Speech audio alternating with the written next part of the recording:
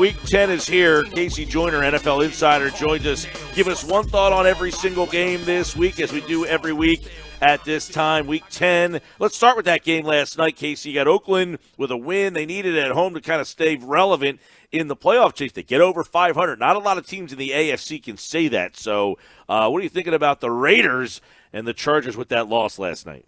I think the Raiders, they've got the power running game. I think they've developed a good receiving core, a better receiving core with Waller and Williams.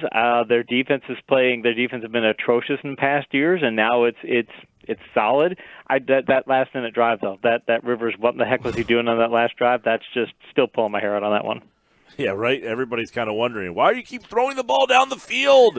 You just needed a field goal, man. Get into field goal range. All right, let's look at Week 10. A thought on each game from KC Joyner, as we always do. And it's an interesting schedule. It's very top-heavy this week. But Detroit, Chicago, we'll start with that. The Bears have been a mess. Detroit's kind of just muddled in the middle here. I don't know what the winner of this game gets, but obviously the Bears need to get back on track. The Bears need to get back on track. Be very curious to see what Patricia does in this contest, because he came into the season saying, I'm going to run the ball, and for a variety of reasons, he's been a pass-happy team. This matchup screams run the ball. The Bears have allowed over 100 yards to running backs in 3 of the past 4 games.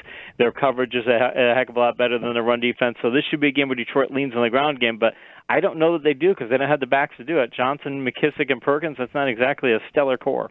All right, Baltimore with a big win last week. Do they let down in Cincinnati? I mean, A.J. Green shut down. He's not going to play. They're changing quarterbacks. I mean, this Bengals team is a disaster. Do you see any letdown from the Ravens in Cincinnati? No, because it's divisional like that, absolutely. And because it's a road game, too, they'll be charged up for it. I think that they're going to want to keep Cincinnati in their place.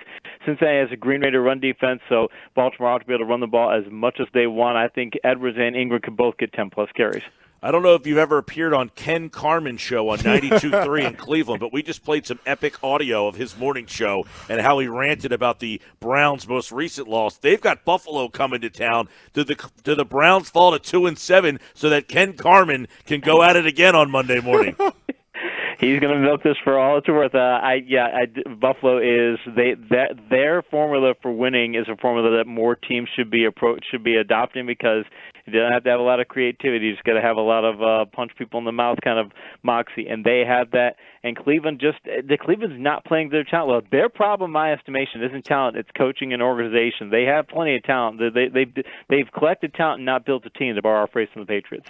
All right, let's go to Tennessee. Mahomes is back. The Titans at home here. They're such a hard team to figure out. Sometimes they win it on the road against good teams. They lose at home against bad teams. This is a good team coming into their building, but can they pull off an upset?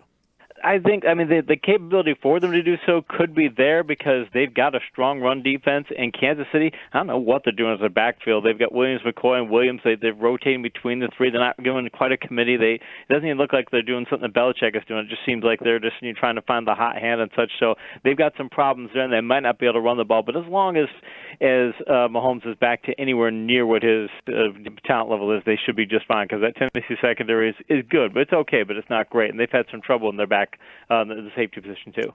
All right, let's go to New Orleans. Back at home with Drew Brees now against a Falcons team that can't get out of its own way. They've been a total disaster. Double-digit favorite here for the Saints.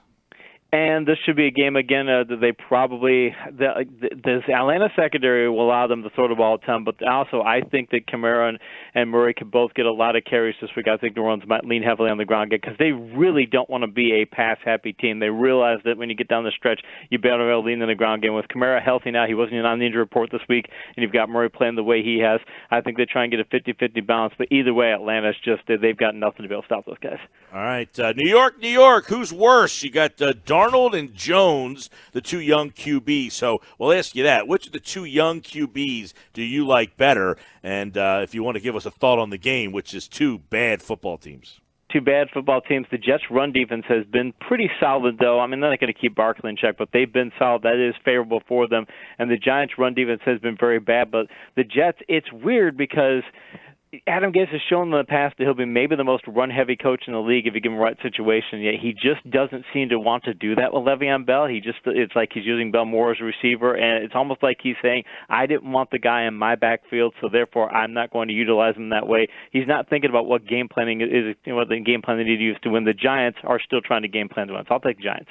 All right, sports bet. Oh, which of the quarterbacks do you like better, Jones, Darnold? Right, coming in when they came to the pros, I like Darnold a lot better, but he's not developing in the pros because they're not for a lot of reasons. Right now, Danny Dimes is playing better. That was a presumptuous question because it forced you to actually have to like one of the quarterbacks better than the other. You may just not like either one. He could have gone that route.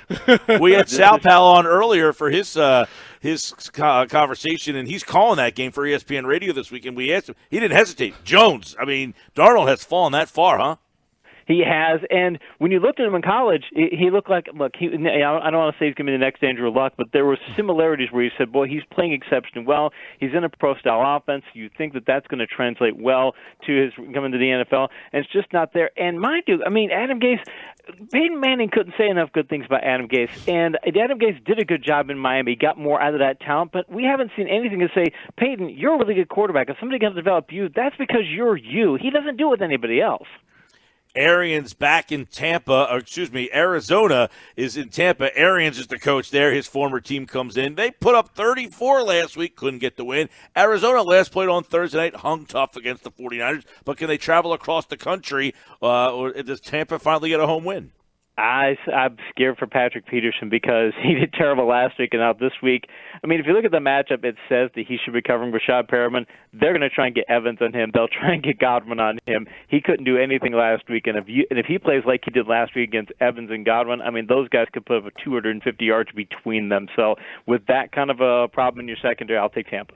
All right, he likes Tampa at home. Miami, they got the win last week. Now they go to the Colts. It's an old AFC East matchup from when we were growing up there. Jack Trudeau under quarterback for the Colts there, right, against Dan Marino. No, it's the Colts at home against the Dolphins here. And the Colts, they're another odd team. They win good games. They lose bad games, but Miami's coming to town. This sounds like a good spot for the Colts. I swear it's amazing you mentioned Jack Trudeau. I swear this is not a lie. I was just watching a Jack Trudeau game yesterday on tape.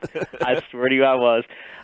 Dolphins, it's the Colts' run defense has been a whole lot better since Darius Leonard returned. He's the key for their defense. When he was out, they just weren't anywhere near as good. If the Dolphins would go at Rockison in coverage. He's had a terrible year, but they just lost another receiver. They're going at it with Parker, who's playing better, but they got Albert Wilson, Allen Hurns. You just don't have enough talent in the passing game to get as much out of Fitzpatrick as you could. And Indianapolis has a better receiving corps. So I'll take Colts. All right, Carolina, big one here. Green Bay. I'm not the biggest Green Bay guy. I think their defense just doesn't look like a playoff defense. Historically bad against the rush. In fact, I think I read, KC, one of the 5 worst teams against the rush in NFL history right now they're on pace for, and they got to go up against McCaffrey this week. Exactly. Going to get CMC as bad as they've been playing. I'm looking at their tape, too. It's a variety of things. It's not just they're getting blocked at the point of attack. They're not doing good gap discipline. It's a lot of things. You got to do a lot of things well to stop the run, and they're not doing any of them well.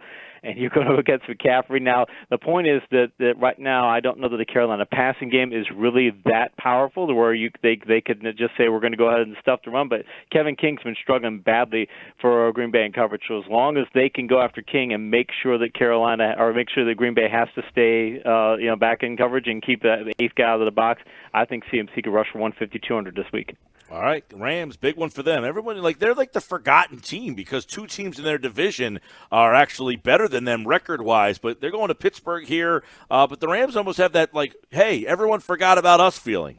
And they do, and they've got a problem that they're missing Cooks. So Cooks haven't been playing that well this year. He tends to be their vertical threat, but problem for them right now is Pittsburgh's defense has been playing really, really well. In fantasy, they've been putting up double-digit points. But when you look at them on tape also, they're just not giving up big plays. They're playing a lot of shell coverages. They're going to be saying, go ahead and try and beat us underneath, and teams aren't doing it. They're tackling well. They've got a ton of talent, and I just think that's a buzzsaw for the Rams. I think having to travel across the country to play a tough Pittsburgh defense, and I think Pittsburgh offense, even though they've got a couple running backs out, they've shown they can still move the ball without those backs. I think Pittsburgh can pull off the upset. All right, interesting there. We got Minnesota-Dallas. It's a Sunday night game. You can listen to it on 97.3 ESPN. Minnesota struggles on the road, and Dallas, you don't think of Jerry's role as this big home field advantage, but they've been much better there recently. They have, and they've got a tough run defense. This is Dalvin Cook, so he'll still get his yards, but they've got a tough run defense. Problem for Minnesota, their passing game has been really strong, but now Rudolph is out, and they've got Thielen out, so you're trying to beat Dallas with Diggs, who has been hit or miss this year, and he may have Byron Jones in coverage. That's not a favorable matchup for him. You got B.C. Johnson, you got Laquan Treadwell, you've got Irv Smith as your tight end. He's a talent, but he's still unproven. I'm just looking at it going, man, there's just not as much big playability there as there is in the Dallas passing game, so I'll take the Cowboys. All right, and we'll go over the Monday night game with Casey on Monday when he's back at 5:15 to break down all of these games. It's Seattle and San Francisco. It's a good one, and obviously the winner of that game, San Francisco wins. They got a big lead in the West. If Seattle wins that game, we got a race in the West. You got 6 teams on the bye: Denver, New England, Philly, Washington, Jacksonville, and Houston. You remember a time, other than the Super Bowl, that 2 teams on the bye face each other coming off their bye?